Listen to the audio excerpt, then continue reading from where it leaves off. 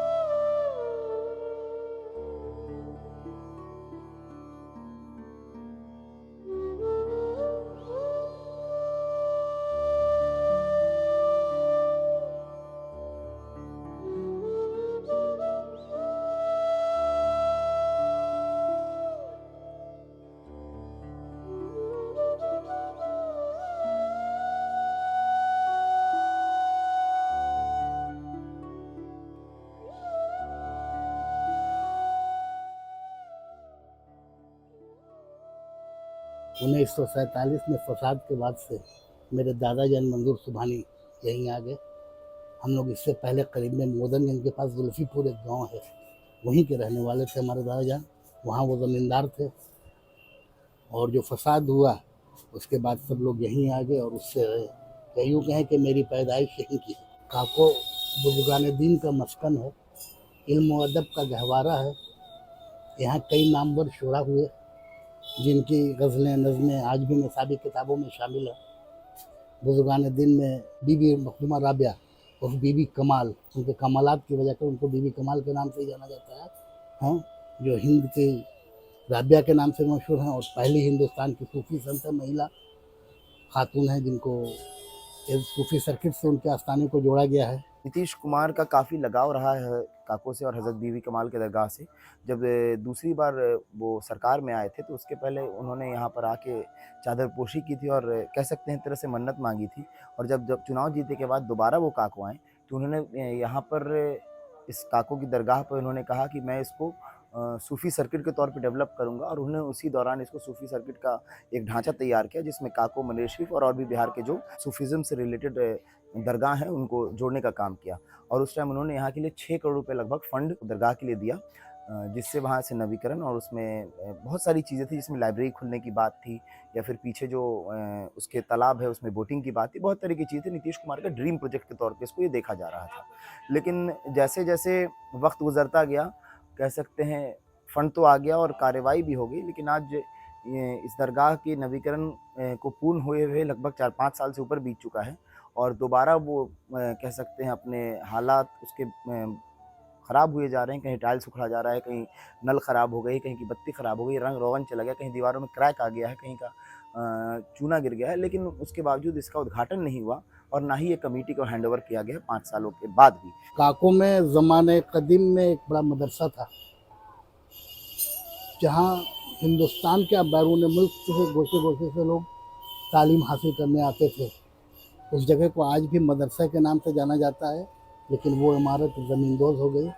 उसी से ज़रा सा आगे बक्का नगर एक जगह है, वहाँ मखदूमा बीवी कमाल के खाज़िन हज़रत सुलेमान शाह लंगर ज़मीन रहमतुल्लाह आराम फरमा है। उस ज़मीन के बारे में कहा जाता है कि वहाँ पर कब्रें ज़मीन कबूल नहीं करती थी, कब्र दफन किया जाता था। तो जब इन्होंने अपनी छड़ी गाड़ी थी, उसके बाद से ज़मीन के जोश कम हुए, गुस्से कम हुए और वहाँ मैयत तदफीन होने लगी। बक्का नगर जो जगह है मखदूम सुलेमान शाह लंगर ज़मीन से ज़रा से 2 कदम आगे, वहाँ हज़रत शाह फरीदुद्दीन रहमतुल्लाह फरमा है। उस ज़मीन के बारे में बक्का नगर का तो मतलब हमेशा कायम रहने वाला कहा जाता है कि वो ज़मीन जन्नत से बदली हुई है। फर्स्ट चांसलर कहिए, वाइस चांसलर कहिए, वो बीवी कमाल साहबा के शौहर से सलमान लंगर ज़मीन। और जो पत्थर देखा है वहीं से वही निकल के यहाँ आया है। उसमें भी रिवायत है कि आदमी तो इतना ला नहीं सकता था, तो जिन वगैरह लाया और फना किया, एक रिवायत चली आ रही है। खैर, तो वहीं यूनिवर्सिटी की बरात था, बाहर से लोग आते थे, पाली ज़बान और फना में वहाँ लोग रिसर्च करते थे, अब बड़ा ये था। लेकिन फिर जब आबादी बढ़ती गई, लोग हो गया, तो ख़त्म हो गया। सालों कितना 100 साल हो गए ना भाई, 700 साल तो ऐसे ही हो गया, 600-700 साल। काको से मुतालिक एक कदीम और मुस्तनद किताब है, शाह अताउर रहमान अता काकवी के वालिद शाह गफूरुर रहमान साहब ने लिखी थी। उसके बाद उसकी कई एडिशंस आए, अभी वो सिर्फ खुदाबख्श लाइब्रेरी में दस्तयाब है और मेरे पास में उसकी ज़ेरॉक्स कॉपी मौजूद है। उस किताब में लिखा हुआ है बक्का नगर के बारे में कि वो ज़मीन किस तरीके से जन्नत से बदली गई और उसका यहाँ के लोगों का मानना है कि वो जन्नत से बदली हुई ज़मीन है। जिन्होंने किताब आसार काको लिखा है वो हमारे बहनोई हैं, अपने खालाजाद बहनोई, यानी उनके जो ससुर हैं मेरे अपने सगे खालू हैं बड़े, ये समझ जाइए। उन्होंने जो किताब लिखा है, तो मैंने उनके बेटे से भी कहा कि भाई हमको मतलब कि बहुत अफसोस की बात है कि उन्होंने जो लिखा है तो उसमें मेरी ख़ानदान की 24 पेज में तारीफ़ है, उसमें पढ़िए आप। आसार काको में अगर सबसे ज़्यादा तारीफ़ है और बयान है तो पढ़िए उस किताब को, हम दे भी सकते हैं लाके आपको। तो 24 पेज में हम सब निशान लगा दिया है, लाइन बाय लाइन। 24 पेज में मेरी बाप और दादा की तारीफ़ की है। और बाकी बहुत बड़ा गांव था, उसमें शुरफा भी थे, छोटे छोटे ज़मींदार, किसी का जिक्र उसमें नहीं, आप पढ़ लीजिए। हाँ, अपने लोगों का है, अपने रिश्तेदारों का, अपने भाइयों का, जो शायरी किया तीनों भाई ने, अपने भाई साहब हमद काकवी का, जो एक भाई थे मंजूर रहमान अख्तर काकवी शायर थे, वही रहमान साहब जो मजिस्ट्रेट थे वो भी शायर थे, वही रहमान काकवी, नाम सुना होगा। तो उन लोग के बारे में लिखा है और भी लोग थे, किसी का जिक्र नहीं है। अब जैसे नसीम साहब बहुत बड़े आदमी थे, ठीक था, स्कूल बनवा रहे थे, तो उसमें एक जगह एक मलिक का नाम आया है। किसका आया है? इन्हीं के परदादा का, जिनके साथ आप जहानाबाद से यहाँ आए हैं, जो आप था अभी पढ़ा, मुजम्मिल को जानते होंगे। तो मुजम्मिल के जो परदादा हो गए, हाँ, तो उमर शाह जो थे वही परदादा इनके, तो वो छाता लेके काम करवाना था। उनका एक जगह जिक्र है। एक और कोई शराफत हमें पता चला है, हमको अभी तक मालूम नहीं हो सका, कोई शराफत साहब थे उस ज़माने को। हमें पॉलिटिकली कुछ आगे पीछे मशारा हो रहा है या कुछ फंक्शन उसमें आगे जाना काम, वो शराफत साहब कोई थे मिर्चोला के। अब कौन थे अल्लाह जाने, बहुत लोगों से पूछा, नहीं पता चलता है। उनका जिक्र है या एक काक लोगों का। उन्होंने 1915 में वो किताब लिखी गई थी। उस ज़माने में 1915 में काकों में ना दुकान था, ना ये था, ना लाइट थी, ना बहुत छोटा गांव था। बहुत क्या वक्त होगा, 15 में तो हम भी पैदा नहीं हुए थे। बहुत गरीबी थी और बहुत दूसरी बात थी। तो उन्होंने कहा ये कि मतलब कि उसके बाद बहुत सी चीज़ें हुई हैं, तो मामू आप लिख सकते हैं ऐसी। तो हम कहा लिख देंगे। तो हमने लिखा है।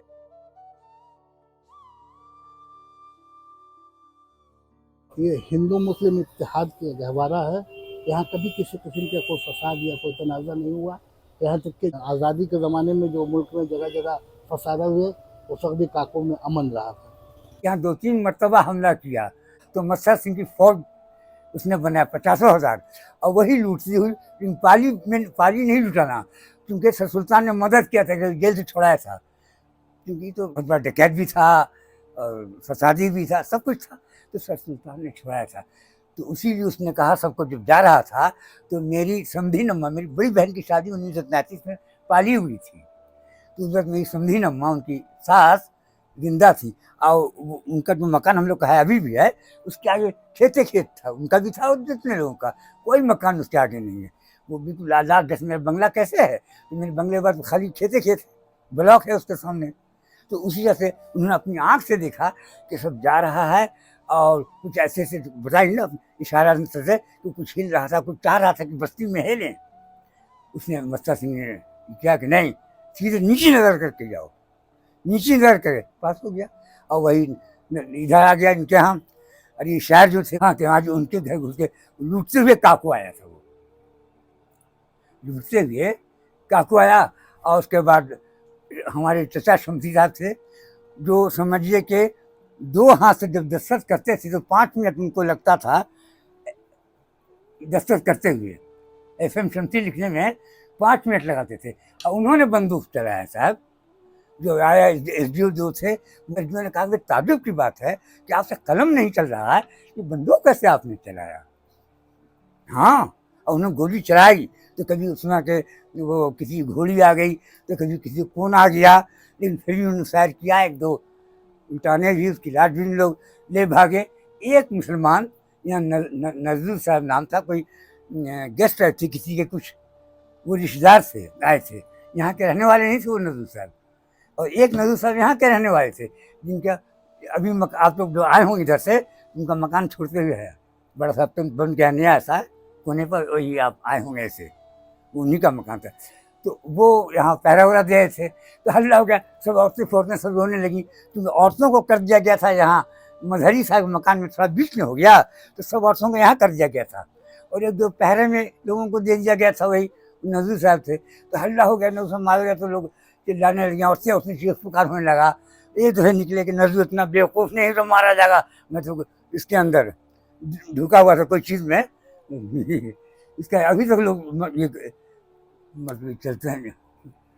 वही एक आदमी मारे गए काकों में, वरना काकों को अल्लाह ने बचा लिया। ये भी कमाल। लोग कहते हैं हिंदू लोग कि हम लोग आते थे देखते थे घोड़बाजी, कैसे कहते हैं कि हम लोग 4 इधर थे और 4 इधर थे और 4 इधर थे, तो पूरी फौज थी। आप लोगों की सर कटा हुआ किसी का था और उजला कपड़ा था और हाथ में तलवार था और सर नज़र नहीं आता था, वगैरह वगैरह। इस तरह का भी कहावत चली आ रही है। आज भी यहाँ हिंदू और मुसलमान दोनों एक साथ रहते हैं। इत्तेहाद की मिसाल है। यहाँ काको पन्यास के नाम से कहा जाता है इसको, बड़ी पन्यास, जिसको पहले परिहंस वगैरह कहा जाता था। उसके एक कोने पर मखदूमा बीवी कमाल का आस्थाना है, तो दूसरे कोने पर शिव मंदिर है, विष्णु मंदिर है। छठ के मौके पर यहाँ जहानाबाद में सबसे ज़्यादा भीड़ इसी पन्यास में लगती है। और मखदूमा बीवी काल के आस्थाने पर हर साल भादों के महीने में सूफी फेस्टिवल का इनेकाद किया जाता है। क्योंकि हर साल सूफी महोत्सव के नाम से एक कार्यक्रम कराया जाता है, जिसमें हिंदुस्तान के कई प्रदेशों से सिंगर आते हैं और जो लोकल सिंगर है वो भी रहते हैं, और सूफिज़्म का एक प्रदर्शन होता है, और वहाँ पर लोकगीत का भी कार्यक्रम होता है, और कह सकते हैं कव्वाली का ही कार्यक्रम होता है। लेकिन ये सारी चीज़ें फॉर्मेलिटी के तौर पे आजकल हो रही है, क्योंकि जिस जोश व खरोश से पहली बार और दूसरी बार ये कार्यक्रम किया गया था, वो अब यहाँ बचा नहीं है, क्योंकि सिर्फ एक फ़ंड आता है सरकार की तरफ से, उस फ़ंड का बंदरबांट हो रहा है, और जो सूफिज़्म है वो हटता जा रहा है, और एक सिर्फ नाट्यक्रम का मंच की तरह इसको प्रयोग किया जा रहा है जिला प्रशासन द्वारा।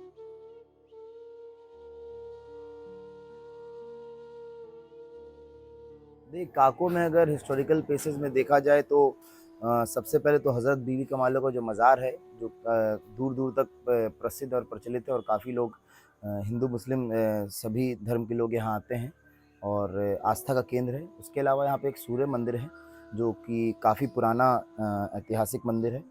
और इसके सिवा अगर कहा जाए काको की धरती की बात करें आप, तो काको की धरती में बौद्ध की धरती भी मानी जाती थी अपने दौर में। और यहाँ पे जब भी ज़मीन की खुदाई हुई अपने अपने दौर में किसी न किसी सरकारी योजना के अंतर्गत या कोई मकान की अगर गहरी खुदाई हो रही हो, तो उसमें बुद्ध की मूर्तियाँ बहुत ज़्यादा पाई गई हैं।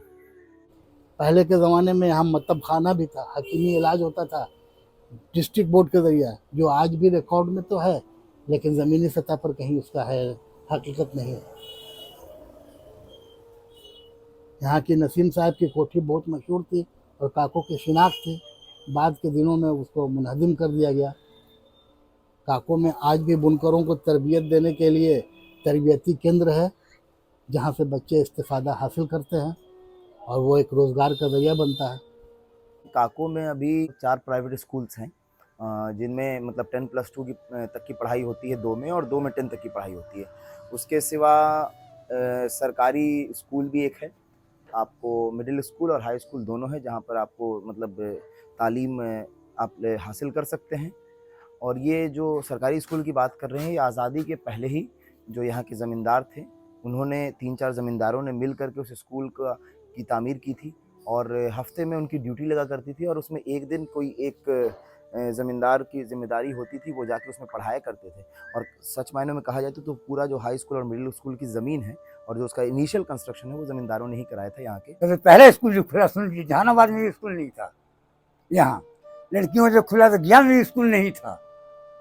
यहाँ कॉलेज खुला, गया में कॉलेज नहीं था। गया में कॉलेज 1955 में हुआ है। लड़कियों का हुआ है 43-44 में गया में कन्या विद्यालय, क्या हिंदी में, रमना में खुला था। सबसे पहला बताना है, आज़ादी से बहुत पहले उसमें। तो उस वक्त मेरे दादा और मेरे दादा के भाई दोनों सर सैयद से मिले 1800 समथिंग में, और मिलने के बाद वहाँ से आए। सबसे पहला 1 साल अपने बंगले पर स्कूल खोला, 18 मिडिल स्कूल, 1893 में ये समथिंग में, जो समझिए उसी वक्त मेरे फादर की तो पैदाइशें थी। खैर, तो एक स्कूल खोला, वही स्कूल फिर लोगों ने ज़मीन लिया, जो आज मिडिल स्कूल देख रहे हैं, उसी जगह पर खुला। उसके बाद फिर 38 में आइए, तो फिर 37 में शमसी साहब ने तालीम निस्मा का उनको हुआ भाई कि यहाँ लड़कों की भी तालीम होनी चाहिए, लड़कियों की। तो उन्होंने अपनी ज़मीन पर अपना इस करके, और सर अली इमाम की वाइफ लेडी इमाम जो थी वो आई। अच्छा, यहाँ ऐसे ऐसे लोग हुए हैं कि जो वर्ल्ड में नहीं हुए हैं। माजी के दरीचों में अगर झाँक कर देखा जाए तो काको का मुकाम जंग आज़ादी में भी अहम है। रियासत करीम साहब इसी काको से वाबस्ता थे, जिन्होंने जंग आज़ादी में अहम किरदार अदा किया। बाद के दिनों में उन्हें हथकरघा बोर्ड का चेयरमैन बनाया गया था और वो एमएलए भी हुए थे। शिब्बू लाल भी इसी काको से वाबस्ता थे, जिन्हें मुजाहिद आज़ादी का खिताब मिला। मेरे दादा जान ज़की अशरफ साहब मरहूम का भी जंग आज़ादी में अहम किरदार रहा है। वो जहानाबाद नगर परिषद के पहले चेयरमैन होने का एजाज़ भी उन्हें हासिल है। शाह अताउर रहमान अत्ता काकवी नामवर शायर थे, इसी काको के रहने वाले थे। वहाब अशरफी साहब की तालीम और तरबियत यहीं हुई, इसी काको में। प्रोफेसर शाहिद रिजवी गया में मगध यूनिवर्सिटी में है, इसी काको से हैं। काजी अब्दुल वदूद दुनिया के सबसे बड़े महक़िक़ थे, ये मेरे मामू थे। अच्छा, डॉक्टर हसनैन मेरे अपने मेरे भाई थे, काकोई के पास जो हेड ऑफ डिपार्टमेंट है आपको Magadh university. Professor Mohsin head of department psychology. और भी जितने हैं, जैसे मशहदी साहब का नाम सुना होगा, अदीब भी हैं, शायर भी हैं, IAS भी हैं। आप जानते होंगे डॉक्टर अफसर गंजी का नाम सुना होगा, यही काको पैदाइश हुआ है बंगले की। उन्हीं के भाई DGP से रिटायर हुए, इंतकाल भी हो गया। फजल अहमद जो बड़े बड़े डॉक्टर हैं पटने में, सब हम लोग के करीब करीब रिश्तेदार हैं। चाहे वो डॉक्टर शफीक हों, फलां बहनोई मेरे डॉक्टर सैयद आँख के थे, और भी इतने डॉक्टर हैं, सब करीब करीब सब रिश्तेदार हैं। वर्ल्ड में एक ही डायरेक्टर होता है, इस्लामिक इंस्टीट्यूट ऑफ वर्ल्ड जो है दुनिया का, उसी में मेरा भांजा था, वही डायरेक्टर था, फजल अहमद शमसी। सहाफ़त के शोबे में काको से वाबस्ता सैयद ज़फ़र हसन का शुमार किया जा सकता है। इन दिनों वो अमेरिकन सफारत खाना दिल्ली में मीडिया एडवाइज़र के ओहदे पर फायज हैं। और स्कॉलर में काको की निशा कुमारी का शुमार किया सकता है। निशा कुमारी ने फिलवक्त बनारस हिंदू यूनिवर्सिटी से PhD की डिग्री हासिल कर रही हैं। और दौर जदीद में अगर बात करें तो शर्जील इमाम का नाम भी स्कॉलर के तौर पे शुमार किया जा सकता है। शर्जील इमाम मोहताज तारुफ नहीं, बलफ्ज़ दीगर यूँ कहें कि शर्जील इमाम का तज़किरा किए बगैर दास्तान काको मुकम्मल हो ही नहीं सकती। उन्होंने मुंबई IIT से MTech की डिग्रियां हासिल की है और फिलवक्त JNU से PhD कर रहे हैं। NRC और CA तहरीक में इनके खिदमात का रहनुमाया रहे हैं। शाहीन बाग दिल्ली से जो तहरीक शुरू हुई, जो मुल्क भर के गोशे गोशे में फैली, इस तहरीक को शुरू करने वालों में शर्जील इमाम का नाम शुमार किया जाता है। काको से वाबस्ता जनाब शकील काकवी साहब का शुमार किया जा सकता है। उन्होंने इल्म के मैदान में कायनात इंटरनेशनल स्कूल के नाम से एक ऐसी शमा रोशन की है जो दूर दूर तक फैली हुई है। इस शमे को उन्होंने अब कॉलेज की शक्ल देने की कोशिश की है और फिर वक्त कायनात इंटरनेशनल स्कूल में दीनी और असली तालीम का उम्दा नज़्म है। सियासत के शोबे में अगर बात की जाए काको से, तो अकबर इमाम का नाम शुमार किया जा सकता है। अकबर इमाम एक खत्तावर रहनुमा थे। पूरे काको और जहानाबाद ही नहीं बल्कि मगध में उनकी सियासत में एक बड़ी ताकत थी, हस्ती थी। नीतीश कुमार और लालू यादव जैसे रहनुमाओं के साथ उनके राब्ते बराह रास्त राब्ते थे। गुज़िश्ता साल वो जहानाबाद असेंबली हल्के से इलेक्शन का इंतखाब भी मिले थे। खेल के शोबे में शफीक अहमद साहब का नुमाया किरदार है। उन्होंने अपनी फ़ुटबॉल में आला मुकाम हासिल किया है और इसी के सहारे वो फिर वक्त रेलवे के कोच के ओहदे पर फायज हैं। शशिकांत कुमार इसी काको के वाबस्ता हैं और आज जहानाबाद में तिब्बी खिदमात को अंजाम दे रहे हैं। दुनिया के मुख्तलिफ हिस्सों में काको के लोग हैं और कई अहम ओहदे पर फायज हैं। कुछ साइंटिस्ट भी हैं यहाँ के जिनका नाम मुझे याद नहीं है। शमशी साहब इसी काको के रहने वाले थे। काफ़ी दिनों तक यहाँ डॉक्टर लईक साहब के ज़रिए मुफ्त में आँख का ऑपरेशन वगैरह होता था, गरीबों को इलाज फराहम कराई जाती थी। मेरी किताब अगर आपने पढ़ी होगी, उसमें हमने डिटेल दिया कि काको क्यों नाम पड़ा। ये को का राजा था, कई रानी थी जैसे कहा जाता है, गलत ये सही। हजरत बीबी कमालो सफ़र के दौर में यहाँ से गुजर रही थी तो इनकी रूहानियत के काफ़ी चर्चे आम थे। तो उस वक्त के बादशाह वक्त कहिए महारानी के दिल में ये ख्याल आया कि क्यों न इनकी रूहानियत को कष्ट किया जाए, या फिर दूसरा पक्ष होगा जलील किया जाए, क्या होगा उनका मंशा जाना। राज दरबार की तरफ से महारानी ने दावत पर बुलाया। चूँकि ये मोहतरमा थी इसलिए मोहतरमा ने ही दावत की पहल की और इनके दावत में जो चीज़ नवाजी गई और मेहमान नवाजी के लिए मशहूर है। राजाओं का महली था, सल्तनती का राज दरबार था, तो इनके खिदमत में जो चीज़ पेश की गई उसमें 2 जानवरों का गोश्त जिसमें बिल्ली और चूहे का दस्तरखान पर सर्व किया गया। चूँकि वो सूफी थी, रूहानी ताकत थी उनको पहले से खबर हो गई कि हमारे साथ ऐसा हुआ। जब दस्तरखान पर वो आई तो उन्होंने अरबी की सूरह पढ़ी। उस सूरह में इतनी ताकत है कि मुर्दा जिंदा हो। जब अल्लाह से सीधा वास्ता किसी रूहानी शख्सियत को अल्लाह उस दायरे में रखता है तो वो दोनों जिंदे हो। आज भी उनकी मज़ारें हैं। उस आबादी जो थी वो इस तरफ आबादी नहीं थी मुसलमानों की, जो कुछ लोग थे भी एक दुका वो इधर थे बाका नगर। यहाँ एक इस्लामिक यूनिवर्सिटी थी जिसको मदरसे के नाम से जाना जाता था। इस्लाम जब फैला वो दुनिया में नाम था, जैसे जामे अजहर वो खित्ता है मदरसा के नाम से कहलाता था, जहाँ जिस वक्त बकी जन्नत के एक जगह का नाम है जिसको हम लोग अपभ्रंश करके बाका नगर कर दिया है। उस जगह से बदला ऐसा लोगों का मानना है।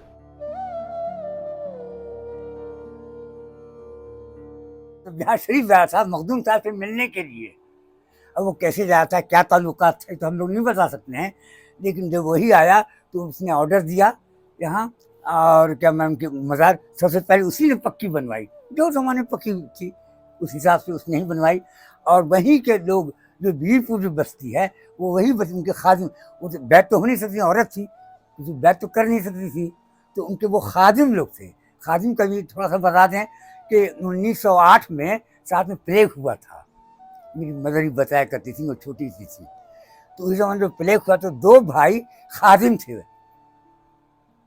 वो दोनों का इंतकाल हो गया।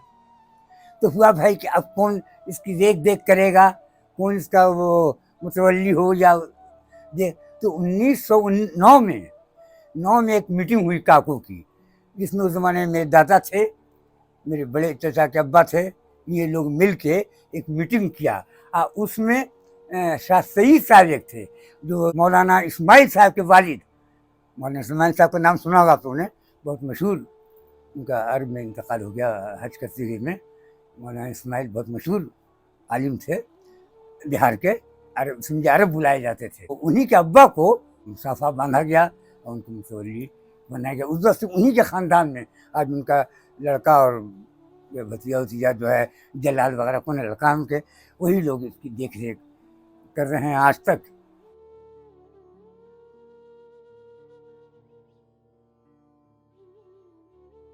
मंसूबा ये था कि बिहार में ये जो 14 कोसी में बुजुर्गान दीन के मज़ार हैं, काको में मखदूमा बीवी कमाल का आस्थाना, बिहार शरीफ में मखदूम साहब, मुनीर शरीफ, और इनके वालिद मखदूमा बीवी खान के वालिद मोहतरम कच्ची दरगाह हज़रत शहाबुद्दीन पे, जो इन चारों आस्थानों को सूफ़ी सर्किट से जोड़कर और सूफ़ी इज़्म को फ़रोग़ देने के लिए, सूफ़ीज़्म को फ़रोग़ देने के लिए एक टूरिज़्म बस चलेगी जो तमाम मकामात का सैर करेगी। लेकिन ये सारे मंसूबे इब्तिदा में थे, बाद के दिनों में सूफ़ी सर्किट के नाम से तो कायम रहा और सूफ़ी मस्जिद से, लेकिन वो सिर्फ सूफ़ी महफिल के नाम तक महदूद होकर रह गए। इसे सूफियाना तालीम को फ़रोग़ देने की कोशिश नहीं की। सूफी सर्किट के सिलसिले में अभी गुफ्तगू हो रही थी, तो सिर्फ हम नहीं बल्कि काको के बाशी कम जानते हैं काको की हैसियत, रूहानी हैसियत क्या है। अभी 4 जगहों का तस्करा आपके नुमाइंदे ने किया, कच्ची दरगाह, मनेर शरीफ और बिहार शरीफ, और चौथा काको शरीफ कहिए। देख रहे हैं मस्जिद जो शाही मस्जिद कहलाती है, और एक मस्जिद जो आपके बाजार टोले की है वो भी गुंबद वाली थी, लेकिन वो आजकल की तरह बनी हुई है। तो वजह क्या हुई थी कि वो महीन हो गई थी, टूट गई थी या क्या हो गया था। तो कोई जैसा हमने इसमें पढ़ा, उसमें हवाले भी दे दिया है, वो बात हमने पढ़ा है अता भाई की किताब में, आसार काको में, कि उनकी कोई बीवी बीमार हुई थी, तो उन्होंने कहा था कि जब मेरी बीवी अच्छी हो जाएंगी तो उस मस्जिद को हम बनाएंगे। तो उन्होंने लिखा है कि उन्होंने अपनी जेब ख़ास, यही लफ्ज़ इस्तेमाल किया है कि अपने जेब ख़ास से वो मस्जिद बाजार टोले वाली बनाई। उसको अब तो नया डेवलप हुआ, ये डेवलप हुआ, एक और मस्जिद उधर बनी है जगह, तो अब तो डेवलप हो रही है। लेकिन ये मस्जिद जो है वो मतलब कि उसी ज़माने की, तुगलक ज़माने की, और मेरे पास उसके लिटिल सबूत भी है, किसने बनवाया, कब बनाया। जब ये मनेर से मुराद साहब ने हैदर साहब को से ख़त लिखा, पूछा कि आप बताइए इस मस्जिद के बारे में। और एक मस्जिद मेरी ऊपर के शाह शमसुद्दीन रहमतुल्लाह, जो आप देखते हैं बड़ा वहाँ मज़ार देखा ना ऊपर, वो मेरे ओरिजिनल जो सबसे पहले बुजुर्ग आए थे शाह शमसुद्दीन रहमतुल्लाह, तो उन्हीं की मतलब के लोगों की शादी हुई थी अरवल में। तो अरवल की जो बड़ी मस्जिद देखते हैं ना, वो इन्हीं की बनाई हुई है, उसमें लिखा हुआ बल्कि अरवल में बड़ी मस्जिद है, वो शाह शमसुद्दीन रहमतुल्लाह की बनाई हुई है। आज से 700 वर्ष पूर्व काको के डेवलपमेंट का जो सबसे पहला कार्य था वो फिरोज शाह तुगलक द्वारा किया गया था, जब काको में कुएं खुदवाए गए थे, मस्जिदों का निर्माण कराया गया था और भी लाइब्रेरी का निर्माण कराया गया था। इस तरह की चीज़ें फिरोज शाह तुगलक के दौर में हुई थी। लेकिन उसके बाद कह सकते हैं ये 700 वर्ष बिल्कुल काको का अधूरा रहा और सादा रहा। और उसके बाद माननीय नीतीश कुमार की नज़रें इस पे लगभग सन 2000 के आसपास पड़ी काको पे, और जब यहाँ के हज़रत बीवी कमाल के दरगाह को सूफ़ी सर्किट के तौर पे डेवलप करने की बात की गई और एक टूरिज़्म डेस्टिनेशन के तौर पे तैयार करने की बात की गई, साथ ही साथ काको का जो सूर्य मंदिर है, वहाँ पर एक उसके पीछे एक पनिहास पड़ता है, एक तालाब पड़ता है, जो कि हज़रत बीवी कमाल के दरगाह से और सूर्य मंदिर के दोनों को एक-एक छोर पे वो मतलब मिलता है। और जब नीतीश कुमार की ड्रीम प्रोजेक्ट की बात थी, तो बात ये था कि पीछे वहाँ पे बोटिंग होगी और काको को एक बिहार हेरिटेज के तौर पे डेवलप किया जाएगा। ये नीतीश कुमार का ड्रीम प्रोजेक्ट था, लेकिन इसमें कहीं न कहीं कह सकते हैं टूरिज़्म विभाग और साथ ही साथ जो ज़िला प्रशासन है, उसकी कमियों के कारण ये नीतीश कुमार का वो जो ड्रीम प्रोजेक्ट था, जो सपना था, वो आज तक पूरा ना हो सका।